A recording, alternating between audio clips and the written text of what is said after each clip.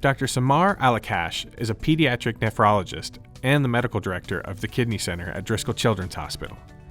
As a pediatric nephrologist, he treats children diagnosed with kidney disease. And that includes kids who are born with kidney disease, kids who have a need to be on dialysis, kids who need a transplant, and afterwards.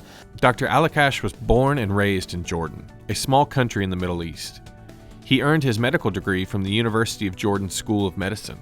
Dr. Al-Akash has spent over 20 years practicing pediatric nephrology and has made quite the impact across South Texas.